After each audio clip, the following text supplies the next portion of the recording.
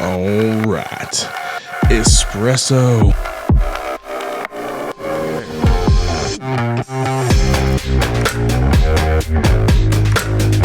So today I thought it'd be cool to go over a list of the plugins that I use in every single session.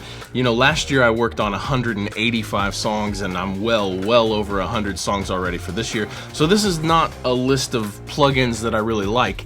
This is a list of plugins that I actually literally use in hundreds and hundreds of songs and have been doing so for a while. Hey, cheers. Thanks for stopping by for another video. Double shot down. Now this is not a sponsored video by anyone. However, you can go download free demos of every single plugin that I'm going to talk about today. And I'll put links in the description to every plugin that I'm using in this video. And also, because I'm trying to keep this video short, I got less than 20 minutes left on my memory card now.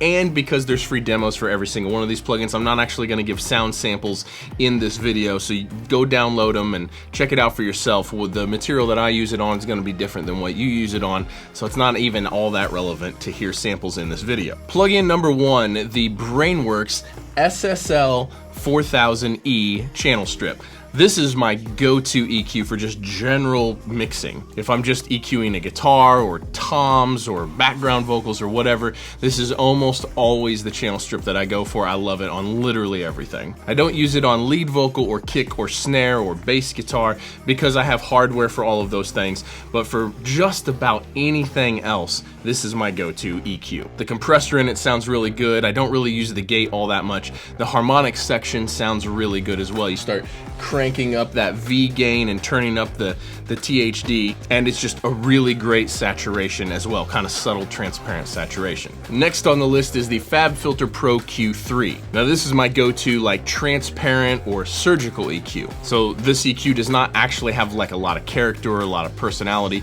but it's a really great, really flexible, transparent EQ, and it's really good at solving problems. So a lot of times what I'll do is I'll put this EQ first on a channel, on a track, and I'll kind of fix it. Is the track too muddy or too harsh? I'll kind of use this EQ to fix the problems.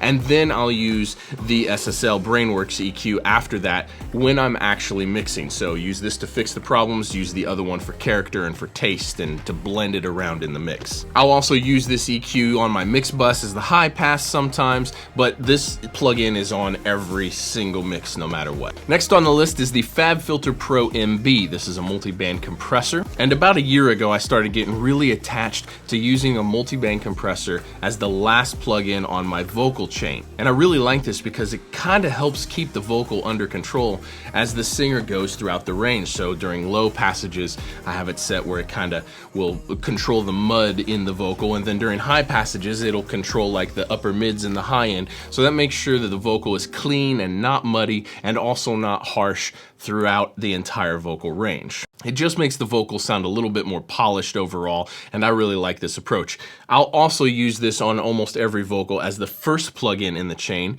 and I use it as a de-esser, and I use the top two bands as the de-esser with the fastest attack and the fastest release. And that seems to work really well for me. Next on the list is the Kazrog, I hope I'm saying that right, True Iron. This is a saturation plugin that models a bunch of different transformers, and I use this on literally everything. It's one of my all-time favorite saturation plugins, and saturation is a big part of my process when I'm mixing. I use it on vocals and guitars and bass and drums and keys and piano and on the mix bus, and I mean, I use this thing literally everywhere. You'd be hard-pressed to open any mix that I've done in the past couple years since it came out and not find at least 10 instances of this on each mix. Next up is the Blackbox HG2. This is another saturation plugin that I kind of use all over the place. If I want a less subtle saturation than the True Iron, this is a little bit more heavy-handed, a little bit more aggressive, I'll often reach for this plugin. I'm constantly using this on my drum bus, on my mix bus. I'll use it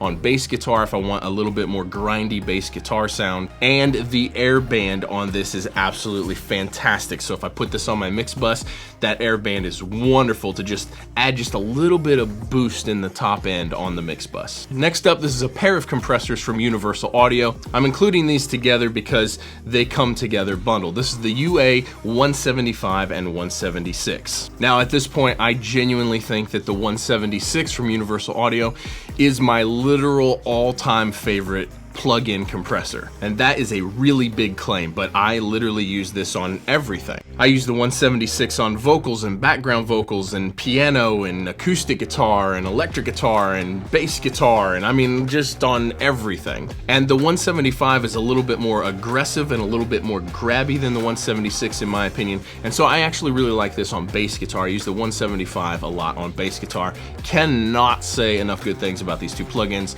They're all over all of my mixes. Next up, we've got the Universal Audio 1176 bundle. Before the 175 176 came out, this is what I used on everything, and so this 1176 bundle is absolutely fantastic, and all these different models have just a little bit different sound that makes them appropriate for just a kind of different things. But this whole bundle is fantastic, and I use it on all kinds of stuff when I'm not reaching for the 175 176. The Blue Stripe is amazing, as we all know. It's one of the most famous compressors in all of history, but the rest of them should not be discounted as well. Even the legacy ones that are low CPU usage are really, really great. Next up, we have the Valhalla Vintage Verb. Now this is actually the first reverb plugin that finally made me go all in the box with my reverbs. I used to have a rack of Lexicons and some Yamahas and a bunch of different outboard reverbs, and when this plugin came out, this was what let me shift to in the box for my reverb. It's just a super flexible, super versatile reverb that sounds absolutely amazing to me.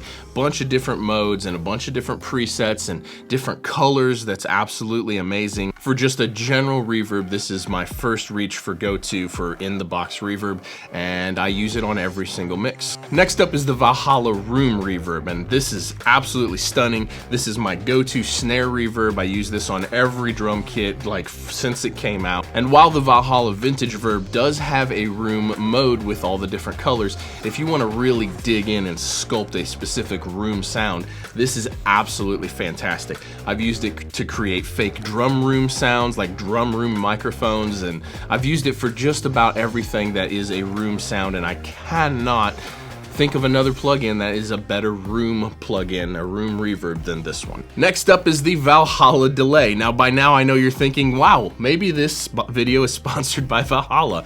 I assure you it is not. These are just really, really great plugins, and I think all the Valhalla plugins are only $50 and you get a free demo to try it out. Huge bang for the buck. I don't just use them because they're cheap. Literally my favorite go-tos at this point. And so anyway, the Valhalla Delay is absolutely amazing. I love all the different modes. It's got a fantastic tape delay. It's got a fantastic bucket brigade delay. The hi-fi delay is amazing. The digital delay is amazing. I mean, they're all amazing, and you can choose all these different modes, whether you want a mono delay or mono that's kind of spread out in the stereo spectrum, ping pong. You can choose your note divisions on each side. I mean, it's really, really good. But possibly my favorite thing about this delay is the diffusion feature. Basically, there's just a diffusion knob, and as you turn this diffusion knob up, it turns the delay into more of a reverb than a delay, and so this plugin is really, really great for like echo sounds. That's kind of somewhere between delay and reverb, and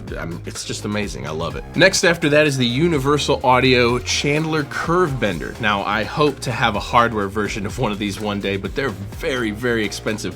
This is my go-to mix bus EQ. It's on the mix bus of every single song that I work on, and it's just a really great all-around EQ that's great for bus duties, especially mix bus. Can't say enough good things about it. Next up is the Universal Audio Pultec EQP1A EQ, and this is just a recreation of the classic Pultec, and I use this on my drum bus all the time. Anytime you're looking for a Pultec style character, it's really great, and I use it on every single mix. So the next plugin is the FabFilter Pro L2. This limiter is fantastic. Now, I don't use a ton of limiting in my mixes. However, when I do need some limiting, this is my go-to. I do put limiting at the end of my mix bus when I'm sending mixes to clients for their approval.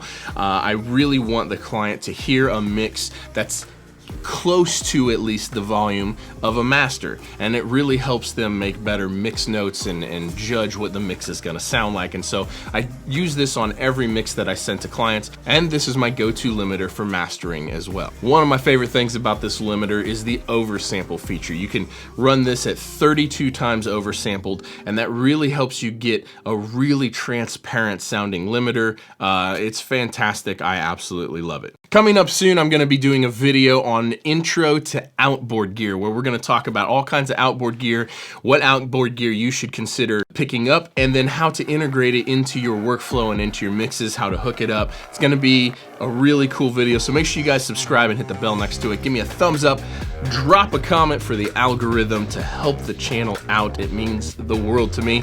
Thank you guys so much for watching. I hope you got something good out of this. We'll see you in the next one. Peace.